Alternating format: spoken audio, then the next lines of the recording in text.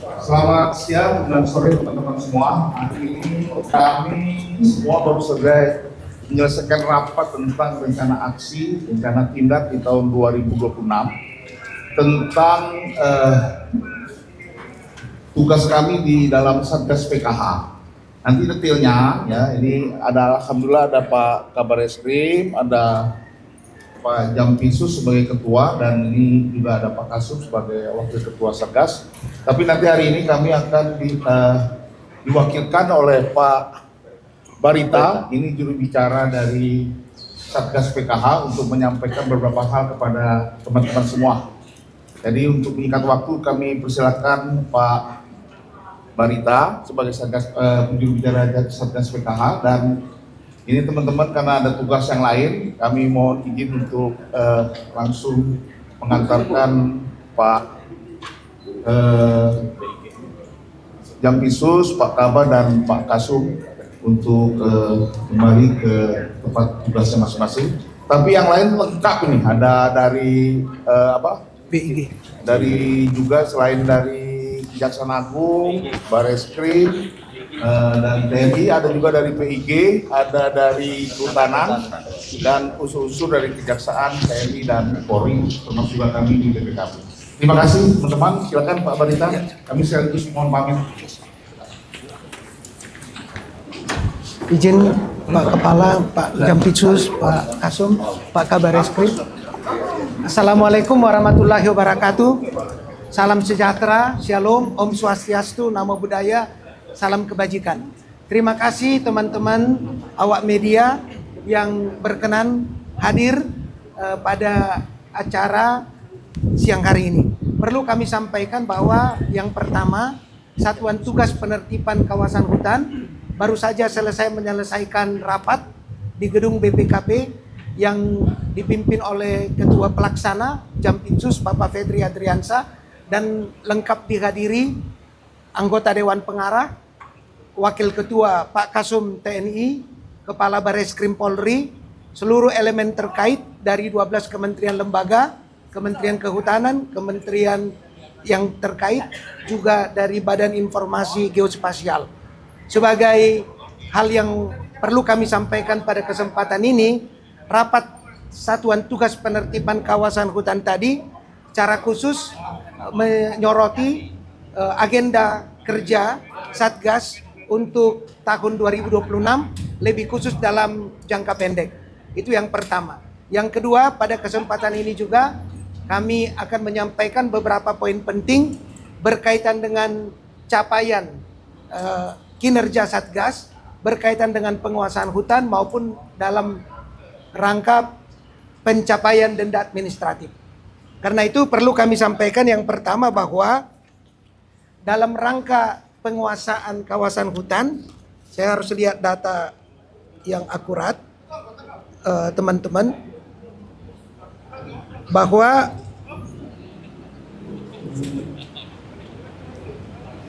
per hari ini Satuan Tugas Penertiban Kawasan Hutan untuk kawasan hutan yang di sana ada lahan perkebunan atau lahan sawit oleh Satgas Penertiban Kawasan Hutan Garuda, total penguasaan per hari ini adalah 4.093.380,19 hektar, dan ini telah diserahkan kepada Agrinas Palma Nusantara 1.709.200,59 hektar. Telah diserahkan ke Kementerian Kehutanan dan Lingkungan Hidup berupa Taman Nasional maupun hutan konservasi hutan lindung, itu seluas 770.220,27 hektar. Sisa penguasaan yang belum diserahkan dan ini sedang dalam proses verifikasi dan pada waktunya akan segera diserahkan, itu ada seluas 1.613.959,26 hektar. Nah, yang kami serahkan Satuan Tugas Penertiban Kawasan Hutan kepada Agrinas Palma Nusantara itu sudah sampai tahapan kelima per 24 Desember yang lalu. Dan untuk lahan sawit yang sedang proses verifikasi itu, kami dapat sampaikan bahwa yang sudah teridentifikasi itu seluas 216.628,42 hektar, sudah diverifikasi 41.758,44 hektar, dan yang dalam proses verifikasi 174.869,98 hektar. Untuk Taman Nasional itu dalam proses verifikasi seluas 443.235,32 hektar dan 761.795,20 hektar. Selanjutnya hutan tanaman industri yang sudah diverifikasi 200.626,68 hektar, yang proses verifikasi 561.168,52 hektar. Dan di situ juga dalam proses verifikasi ini ada kewajiban plasma itu seluas 192.300,32 hektar. Sedangkan yang berkaitan dengan tugas PKH Halilintar yaitu di sektor tambang, ya kami perlu sampaikan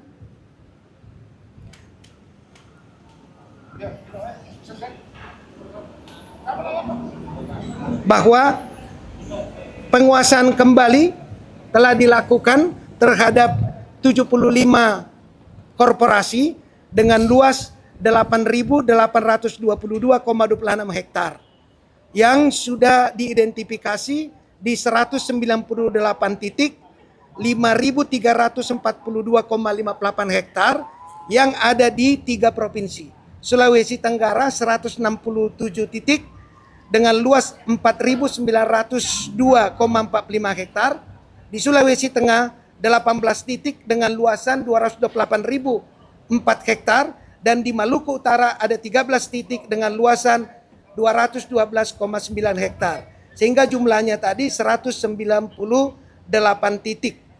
Itu terdiri dari ada tambang nikel 63 korporasi dengan luas 3.410,70 hektar. Batu bara ada 4 korporasi dengan luas 1.939,17 hektar. Juga ada pasir kuarsa 6 korporasi dengan luas 3.457,27 hektar. Dan ada yang berupa kapur atau gamping 4 korporasi 15,22 hektar. Selanjutnya hasil verifikasi di 157 korporasi 35.637,12 hektar itu tersebar di 14 provinsi, 10 kabupaten, Sulawesi Tenggara, Sulawesi Tengah, Sulawesi Selatan, Maluku Utara, Kalimantan Selatan, Kalimantan Timur, Kalimantan Tengah, Kalimantan Utara, Papua, Bangka Belitung, Gorontalo, Sumatera Utara, Maluku dan Sulawesi Utara, yang terdiri dari tambang nikel 125 korporasi, batu bara 8 korporasi, biji tembaga ada 2 korporasi, emas ada 8 korporasi, batu kapur 2 korporasi, batu marmer 1, pasir kuarsa 6 korporasi, biji besi 2 korporasi, latrit besi ada 1 korporasi, dan lain-lain ada 2 korporasi. Nah, selanjutnya untuk yang ditunggu-tunggu, pembayaran denda dari perkebunan atau sawit, kami dapat sampaikan bahwa khusus update pembayaran denda sawit, kami sampaikan bahwa sampai dengan saat ini Satuan Tugas Penertiban Kawasan Hutan telah mengundang 83 korporasi. Dari 83 korporasi yang berada di kawasan hutan, 73 sudah hadir. Dari 73 korporasi yang hadir, 41 korporasi sudah melaksanakan kewajiban kepatuhan kepada pembayaran denda administratif. Ada 13 korporasi yang sudah menyatakan kesiapan untuk memenuhi kewajiban dan kepatuhan.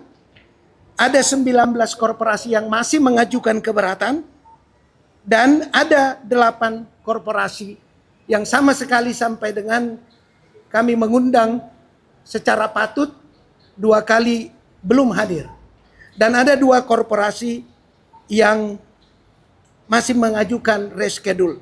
Nah, ini saya kira pada kesempatan ini dalam rangka transparansi dan akuntabilitas publik Satuan Tugas Penertiban Kawasan Hutan, pertama sekali menyampaikan apresiasi terima kasih kepada korporasi yang sudah memenuhi kewajiban, kepatuhan, pembayaran denda administratif sebagai kewajiban kepada negara dalam rangka memenuhi kewajiban-kewajiban yang sudah ditagihkan dan sudah dibayar. Terhadap perusahaan korporasi yang sudah mengajukan pembayaran itu ada 41 korporasi, kami sebutkan ya. Dari grup Best Agro ada 5 korporasi dengan pembayaran denda administratif 1.645.337.750 rupiah. Dari BGA Group, di sana ada tergabung 8 korporasi dengan nilai 116.155 juta rupiah. Dari Surya Dumai Group ada 7 korporasi dengan nilai 93.194 juta rupiah. Kemudian ada PT Mutiara Bunda, Sampurna Agro Group telah melakukan pembayaran senilai 965 miliar. Kemudian ada 14 korporasi yang telah memenuhi pembayaran yang tergabung dalam Astra Agro Lestari senilai 571 miliar 43.750.000. Sedangkan 5 korporasi lagi yang tergabung dalam Salim Group telah memenuhi kewajibannya senilai 2.337.479.500.000. Sehingga jumlah sampai dengan hari ini dari pembayaran denda administratif telah masuk senilai 4.763.275.000.000 rupiah. Sekali-kali lagi kami mengucapkan terima kasih kepada korporasi yang telah memenuhi kewajibannya dan kepatuhan kepada regulasi yang menjadi dasar dari pemenuhan kewajiban-kewajiban ini. Namun kami juga perlu menyampaikan bahwa ada 13 korporasi yang sudah menyatakan kesiapan untuk membayar dengan nilai 2.651.650.750.000. Itu kita harapkan, dan dengan ini juga untuk segera melaksanakan kewajibannya, karena juga ini sudah menyatakan kesiapan, tapi masih kami menunggu karena ada yang menyatakan kesiapan pada waktu tertentu dan juga ada yang masih baru membayar kewajiban sebagian. Terhadap ini kami harapkan untuk bisa diselesaikan dalam waktu yang sudah ditentukan. Namun kami juga perlu sampaikan bahwa ada 8 korporasi yang tidak hadir.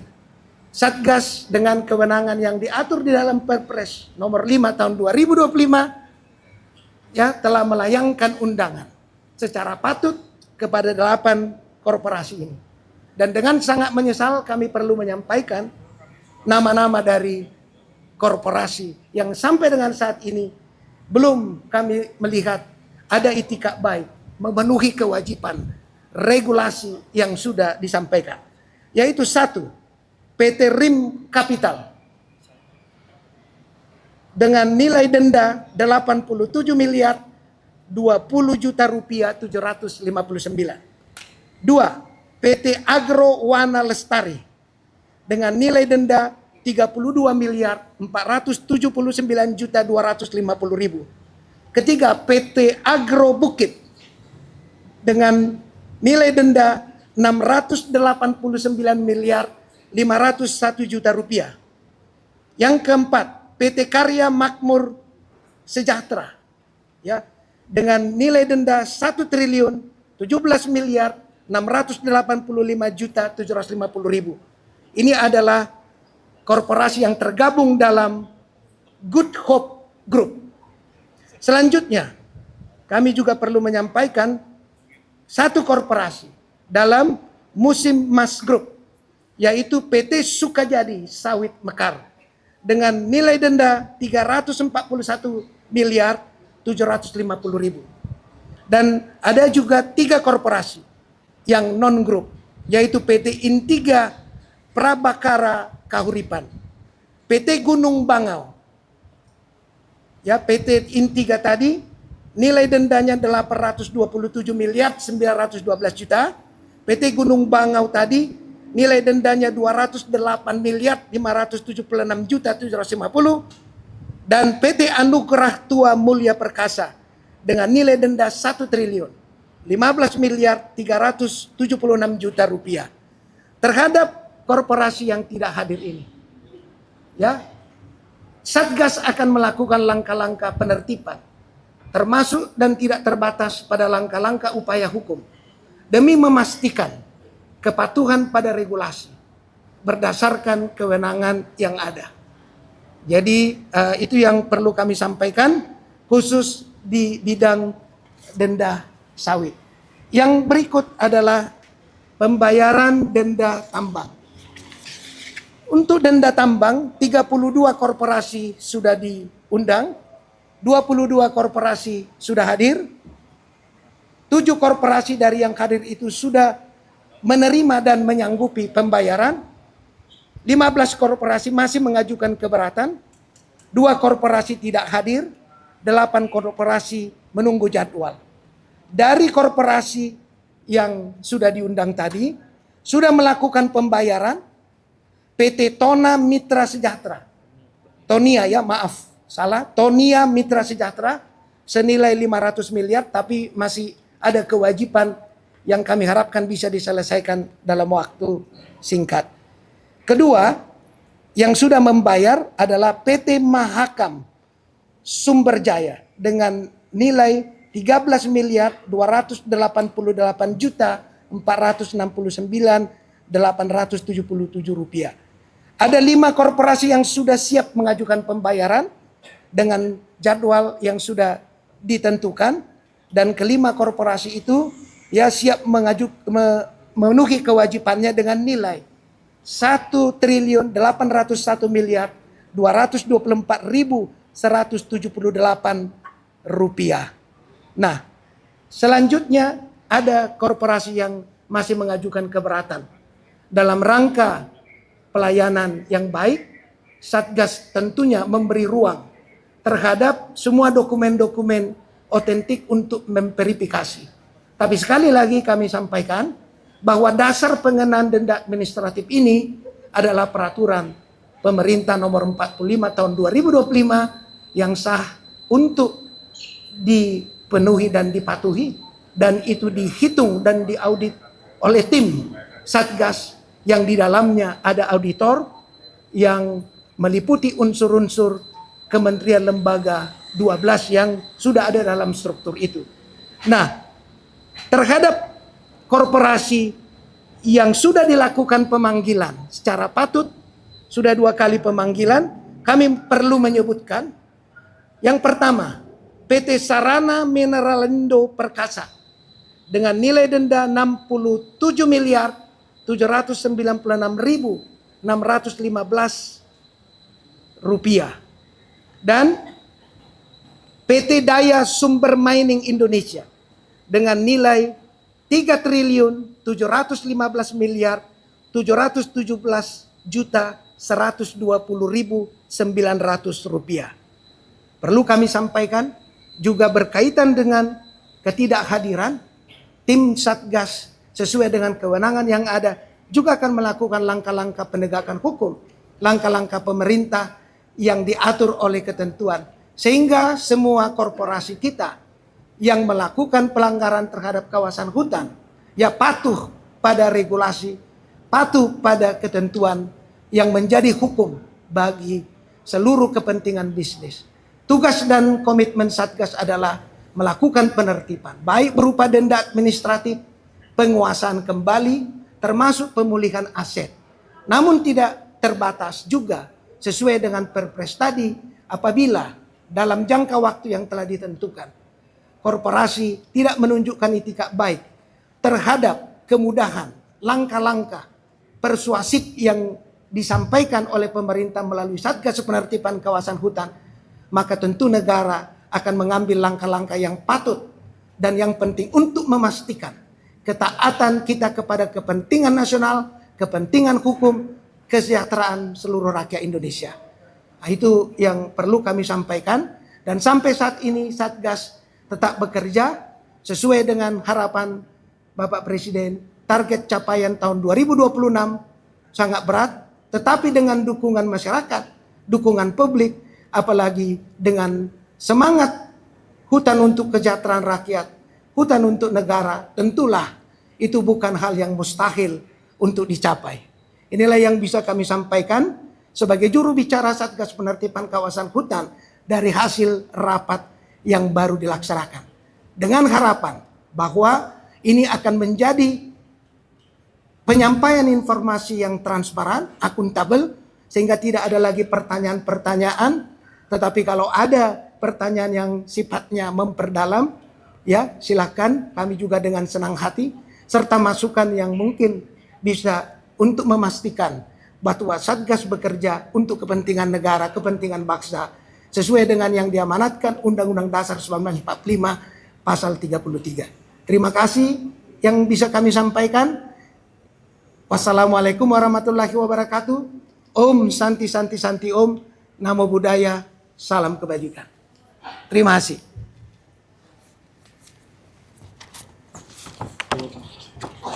Apa ada? Ya silakan. Baik Pak, saya Adi dari Tempo. Pak mau bertanya, tadi kan disebutkan bahwa 71 korporasi itu yang sudah ditetapkan.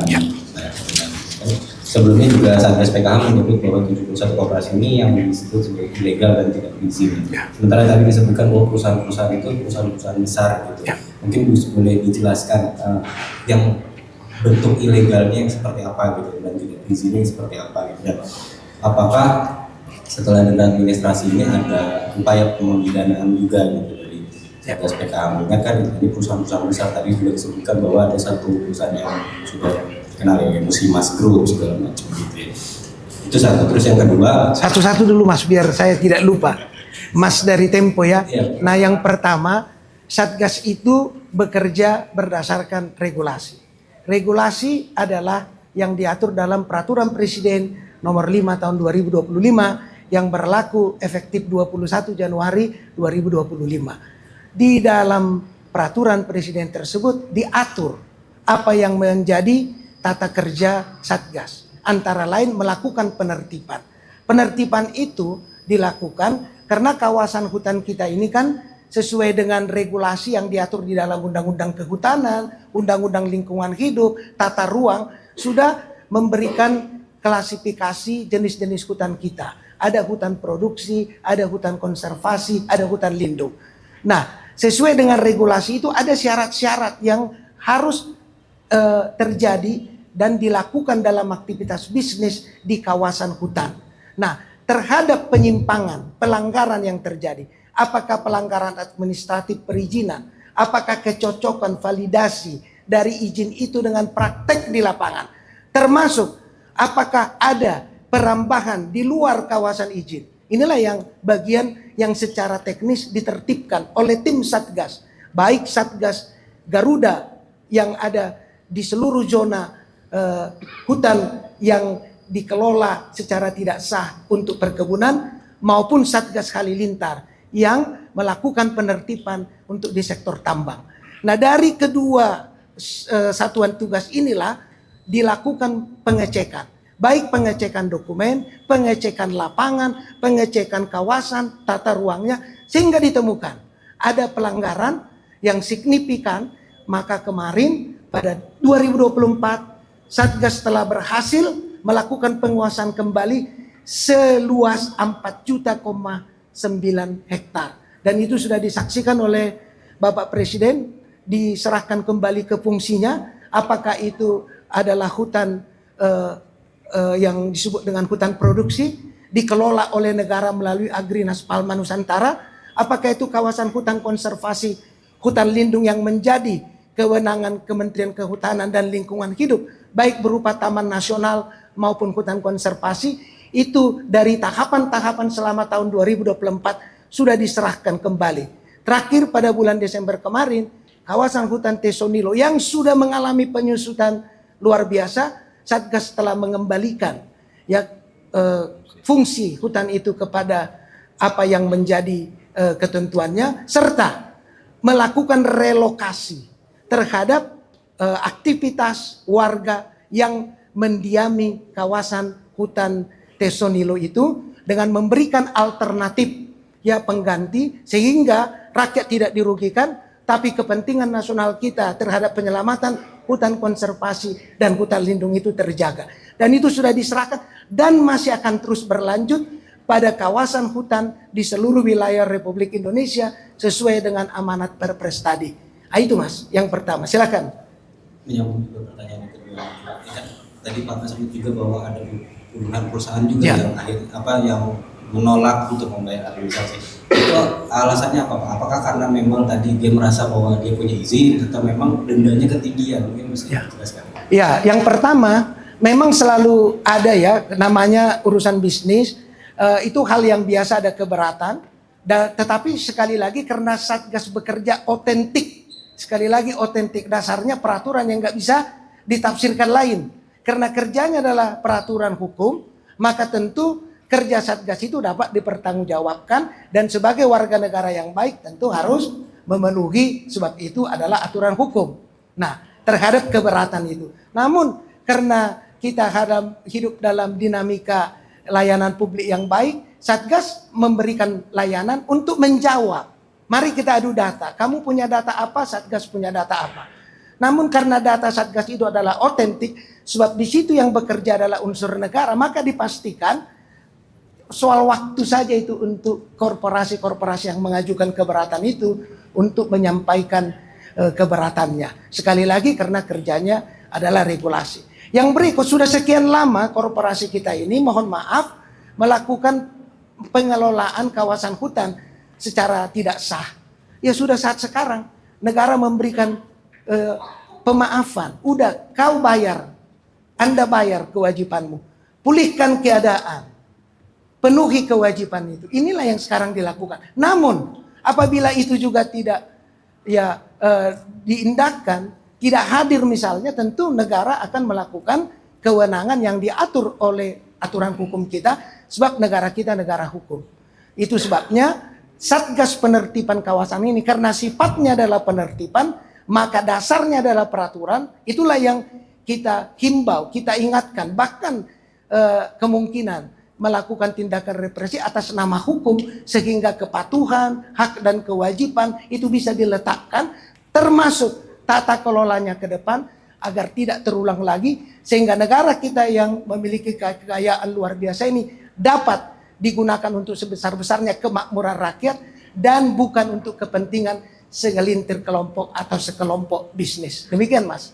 Terakhir Pak, itu kan denda-denda itu kan diterapkan pada perusahaan-perusahaan yang melanggar di Aceh ya Pak, ada Sumatera gitu. Apakah ada alokasi untuk bencananya juga? Apakah memang semuanya diserahkan kepada negara itu denda itu? Ini kan ada dua ya. Satgas itu seperti saya sampaikan tadi terbentuk Januari 2025. Satgas bekerja November, Oktober terjadi bencana. Maka karena bencana itu hulunya adalah kawasan hutan yang menjadi ranah kewenangan Satgas, dengan tanggung jawab hukum, Satgas melakukan penyelidikan. Nah, jadi ada dua. Satu, tugas yang memang sudah dimandatkan, dan itulah denda administratif, penguasaan kembali, pemulihan kekayaan negara. Dan yang kedua, tanggung jawab terhadap bencana yang terjadi. Disitulah konferensi pers yang lalu Satgas telah menyampaikan ada 31 korporasi yang melakukan aktivitas di kawasan hutan yang diduga kuat penyebab terjadinya bencana, dan dari 31 itu ada 12 korporasi di Aceh, Sumatera Utara, Sumatera Barat yang telah dilakukan pemeriksaan dan telah diduga kuat memiliki kontribusi terhadap bencana yang terjadi. Nah, terhadap ini pada bulan Desember kemarin Satgas juga telah menyampaikan alternatif berupa pencabutan izin, pembekuan izin, termasuk penggantian pemulihan kerusakan lingkungan yang terjadi, karena di situ banyak fasilitas umum, ya harta benda korban jiwa sudah ada dampak pidananya. Maka terhadap hal yang demikian tentu saja hukum yang bicara yang akan menentukan proses hukum selanjutnya, karena sudah menimbulkan dampak yang terjadi akibat adanya perbuatan pidana. Jadi ada dua itu, satu sebelum bencana, dua sudah, dan itu sekarang secara simultan dikerjakan oleh Satgas karena itu ada di dalam kawasan hutan. Begitu Mas. Oke, cukup? Ya cukup ya. Terima kasih sekali lagi teman-teman media. Sukses selalu. Wassalamualaikum warahmatullahi wabarakatuh. Sampai bertemu di lain kesempatan. Terima kasih. Menjaga hutan, menjaga Indonesia.